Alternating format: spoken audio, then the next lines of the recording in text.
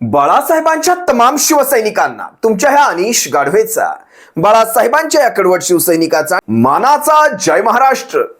शिवसैनिकांनो, जर अजूनही शिवसेना एक वादळ आपल्या हक्काच्या या लहानशा YouTube प्रबोधन माध्यमाला सबस्क्राइब करायचं कुठेतरी राहून गेलं असेल, अजूनही सबस्क्राइब केलं नसाल तर तुम्हा सर्व शिवसैनिकांना पुनश्च कळकळीची विनंती करतो, आता ताबडतोब शिवसेना एक वादळ आपण सर्वांनी लाखोंच्या संख्येने सबस्क्राइब ठेवा।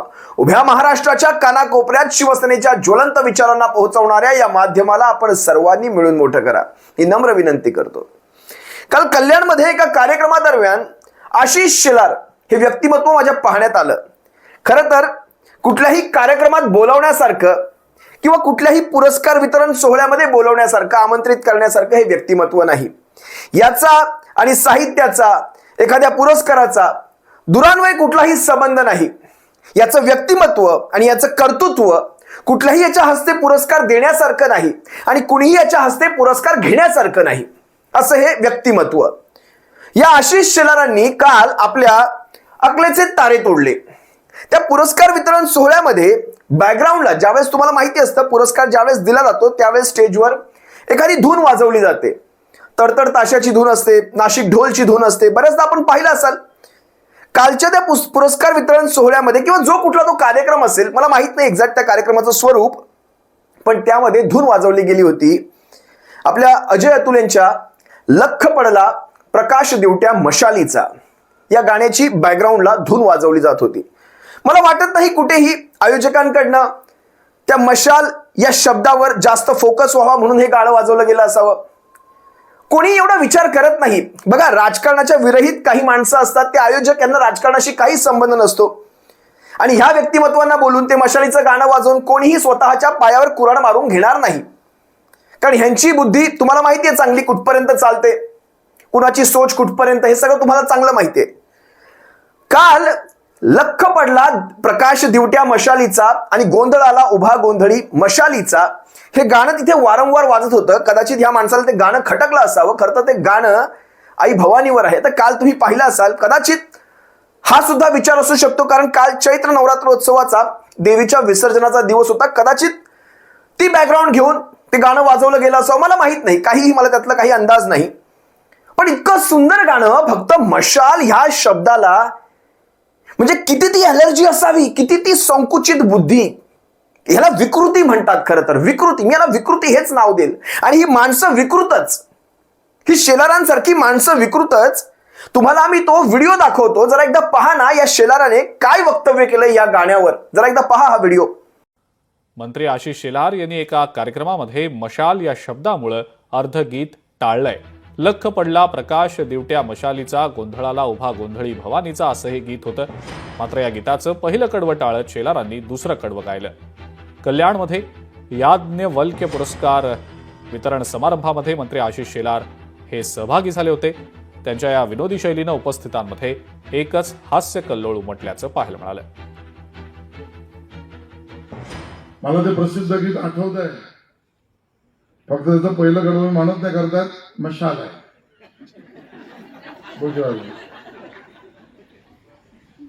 पण त्यात असं दुसऱ्या कडव्यात जरूर म्हटलेलं आहे,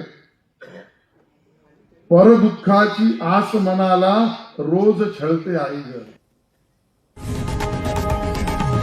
लोकशाही मराठी ऐका, पहा, जागरूक रहा। हा व्हिडिओ पाहत असताना तुमच्यापैकी बऱ्याच जणांच्या मनामध्ये हा साधा विचार नक्की आला असेल आणि विशेषतः जर तुम्ही मुंबईतनं असाल तर तुम्ही सर्वांनी पाहिलं देखील असाल, मुंबईमध्ये जे हुतात्मा स्मारक आहे, मुंबईसाठी 105 हुतात्म्यांनी आपले प्राण दिले, या महाराष्ट्रातल्या 105 हुतात्म्यांनी आपले प्राण दिले, त्या हुतात्म्यांच्या हातामध्ये सुद्धा एक मशाल आहे। मुंबईत कित्येक ठिकाणी विशेषतः जिथे जिथे वीर सावरकरांची स्मारकं आहेत तिथे मशाल नक्की तुम्हाला पाहायला मिळते।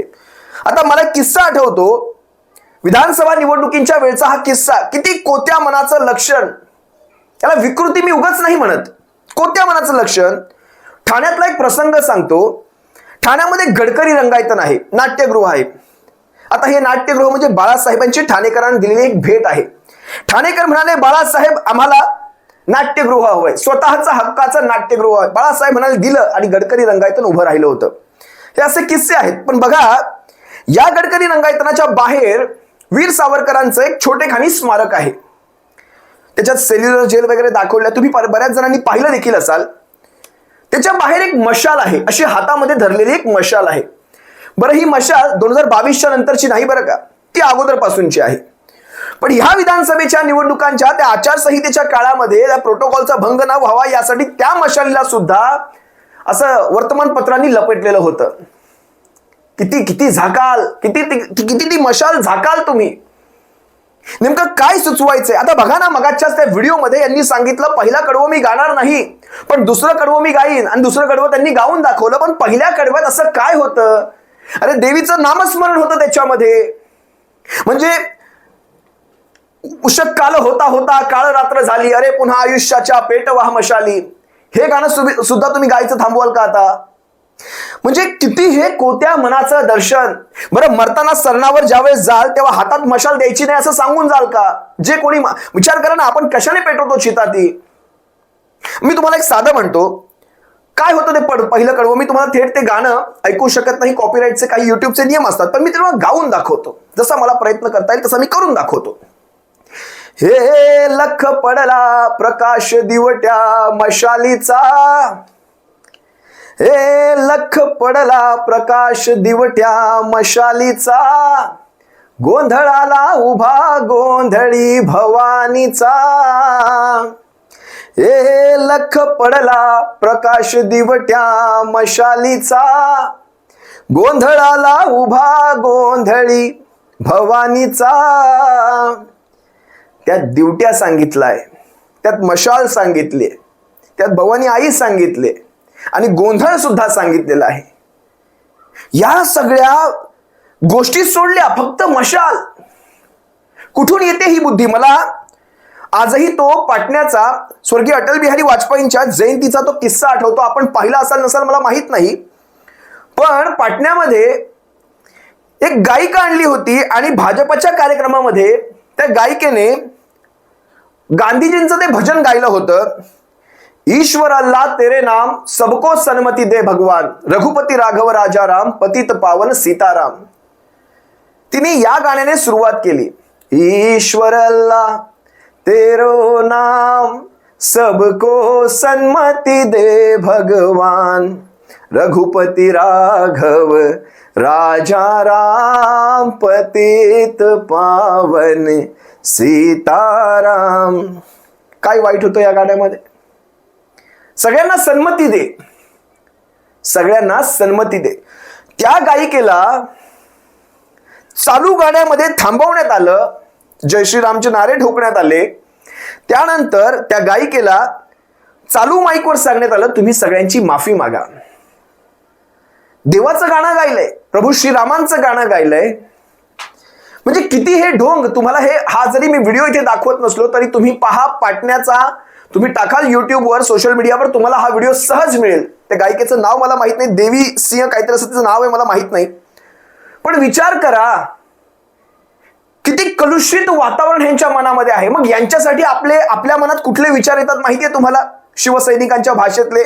तो मला वाटतं नितेश राणे एकदा म्हणाला होता, भाजपाचा नितेश राणे एकदा म्हणाला होता की ही मशाल नाहीये, हा तर आईस्क्रीमचा कोण आहे कोण. आता त्यावेळेस वायकर इकडे होते, वायकरांनी इकडचीच भाषा बोलून दाखवली, हा आईस्क्रीमचा कोण आहे.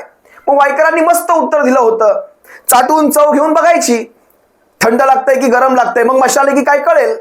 जरा पहा ना एकदा वायकर काय म्हणाले होते. मशाल चिन्हावरनं ठाकरे आणि भाजप यांच्यात राजकीय सामना तर रंगलाच, शिवाय आता दोन्ही पक्षातील नेत्यांकडनं पातळी सोडून भाषा केली जात असल्याचं समोर आलंय. कारण भाजप आमदार नितेश राणे यांनी ठाकरेंचं मशाल चिन्ह म्हणजे आईस्क्रीमचा कोण असल्याचं म्हटलंय. तसंच ठाकरेंमधील आग कधीचीच विझली आहे असं देखील राणेंनी म्हटलंय. तर राणेंच्या टीकेला ठाकरे गटाचे रवींद्र वायकर यांनी प्रत्युत्तर दिलं.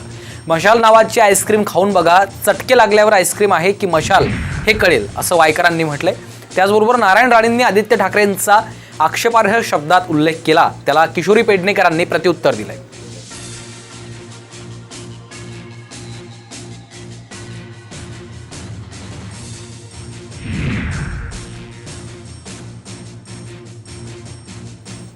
दरम्यान नितेश राणे यांनी केलेल्या टीकेला रवींद्र वायकरांनी काय प्रत्युत्तर दिलंय पाहूयात. मशाल नाहीच आहे ना, तो आईस्क्रीमचा कोण आहे? उद्धव ठाकरेचं मशाल चिन्ह होऊच शकत नाही. त्या माणसामध्ये आग संपलेली आहे. तो फक्त थंड आईस्क्रीमचा कोणच असू शकतो आणि ते बरोबर इलेक्शन कमिशनला कळलं की हा थंड माणूस आहे, ह्याच्या हातात आईस्क्रीमचा कोण द्या म्हणून आता घेऊन फिरायला तो आणि त्याचा मुलगा. मशाल नाही कोण आहे ते तोंडात घ्या म्हणा, म्हणजे तोंडात घेतल्यानंतर तो आईस्क्रीमचा कोण आहे की मशाल आहे हे चटके बसल्या.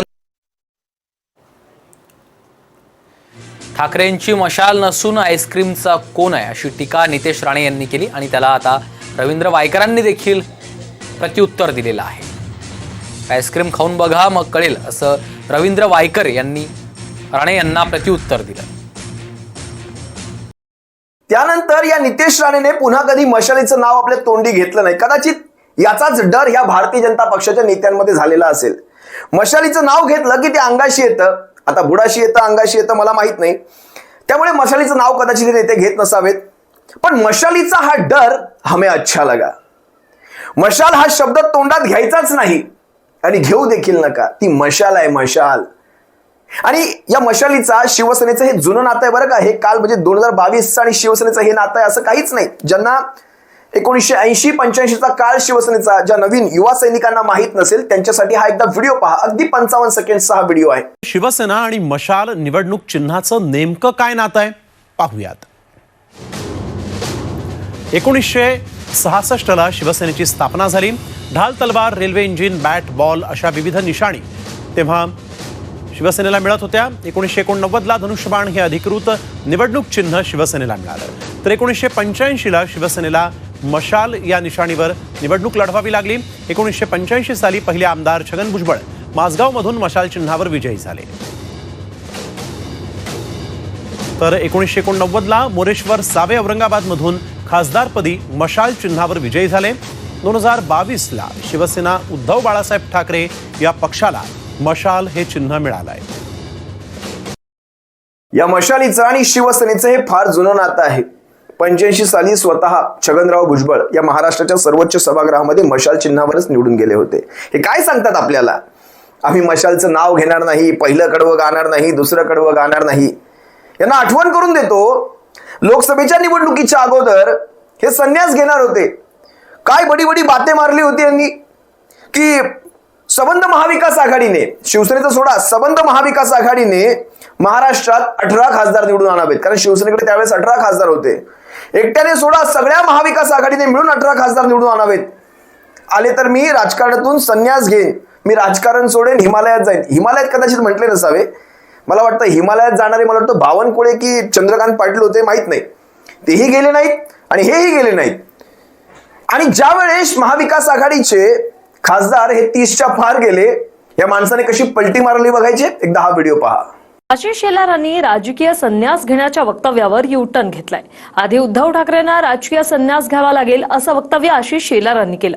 दरम्यान महाविकास आघाडीनं लोकसभेत 18 जागा जिंकल्या तर मी राजकीय संन्यास घेणार असं चॅलेंज आशिष शेलार यांनी उद्धव ठाकरेंना दिलं होतं. उद्धव ठाकरेजी,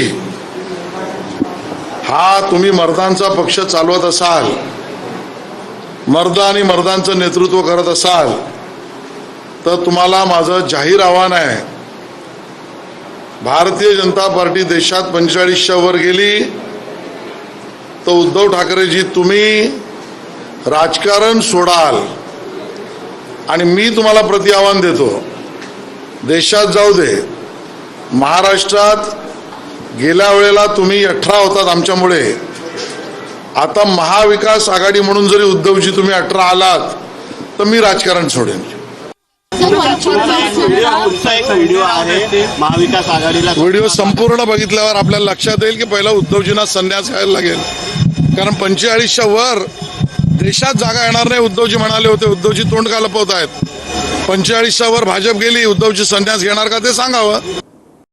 अशा पलट्या मारताना थोड्या तरी जनाच्या नाही तर मनाच्या तरी ठेवायला हव्या होत्या. असो, यांच्याकडनं कुठल्या अपेक्षा करताय? हिंदुत्वाच्या गमजा मारायच्या?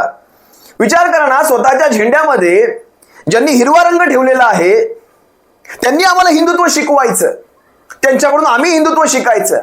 आमच्या हिंदुत्वामध्ये आणि ह्यांच्या हिंदुत्वामध्ये, यांच्या बेगडी हिंदुत्वामध्ये जमीन आसमानाचा फरक आहे. आमचं हिंदुत्व जाळणं पोळणं मारणं काटणं बाटणं नाही शिकवत. आमचं हिंदुत्व हाताला काम हृदयात राम शिकवतं. यांच्यासारखं नाही आमचं हिंदुत्व. गांधीजीच्या गाण्यामधला राम वेगळा आणि ह्यांच्या गाण्यांमधला राम वेगळा. म्हणजे प्रभू श्री रामांना सुद्धा यांनी वाणीमध्ये बाटलेलं आहे. विचार करा, हे यांचं बाटणारं हिंदुत्व आहे जे आपण कधीच घेणार नाही आहोत.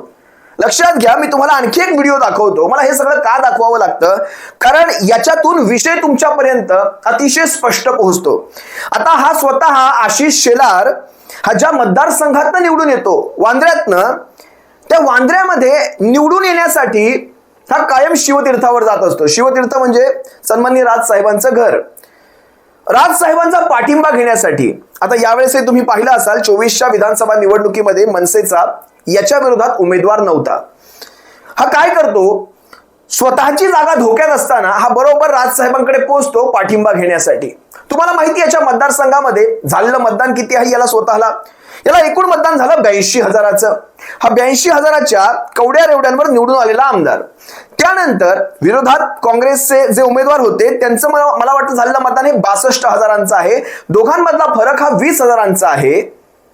आणि तिथे मनसेचा उमेदवार नव्हता, मनसेचा ह्यांना पाठिंबा होता. बरं, हे आपण सांगत नाही आहोत, हे स्वतः संदीप देशपांडेंनी मनसेच्या गुढीपाडव्याच्या त्या स्टेजवरूनच सांगितलेलं आहे. एका कवितेच्या स्वरूपात सांगितलेलं आहे. काय सांगितलं संदीप देशपांडेंनी, यांची काय तारीफ केली, एकदा पहा. लागली बत्ती पार्श्वभागाला की येतो शिवतीर्थावर चहा प्यायला. लागली बत्ती पार्श्वभागाला की येतो शिवतीर्थावर चहा प्यायला. बँड्रातनं निवडून येण्यासाठी येतो पाठिंब्याची भीक मागायला. लागली बत्ती पार्श्वभागाला की येतो शिवतीर्थावर चहा प्यायला. बँड्रातून निवडून येण्यासाठी येतो पाठिंब्याची भीक मागायला. मुखवटा घालून फिरतो, मुखवटा घालून फिरतो, मीच तुमचा मित्र खरा. मुखवटा घालून फिरतो, मीच तुमचा मित्र खरा. पण कपटी मित्रापेक्षा दिलदार शत्रूच बरा. स्वतःला समजतो मुंबईचा मामा शेलार. स्वतःला समजतो मुंबईचा मामा शेलार. पण सगळ्या मुंबईला माहितीये की हाच आहे मुंबईचा आशिष झोलार, आशिष झोलार, आशिष झोलार. संदीप देशपांडे त्यांच्या कवितेत काय म्हणाले, शेवटी म्हणाले, स्वतःला समजतो मुंबईचा मामा शेलार. खरं तर शेलार मामांचं नाव इथे घेण्याची आवश्यकता नाही, कारण शेलार मामा हे एक वेगळं व्यक्तिमत्व आहे, ऐतिहासिक व्यक्तिमत्व आहे. आपल्या सर्वांना त्याच्याविषयी काय वेगळी माहिती सांगायची मी. पण ह्यांनी काय सांगितलं, स्वतःला समजतो मुंबईचा मामा शेलार, पण सगळ्या मुंबईला माहित आहे हाच आहे आशिष झोलार, आशिष झोलार, आशिष झोलार. कोण म्हणाले हे? संदीप देशपांडे म्हणाले. खरं तर ह्यांनी राहिलं पाहिजे, मशालीला वचकूनच राहिलं पाहिजे. तुमच्या तोंडी ते मशालीचं नाव चांगलं शोभतच नाही.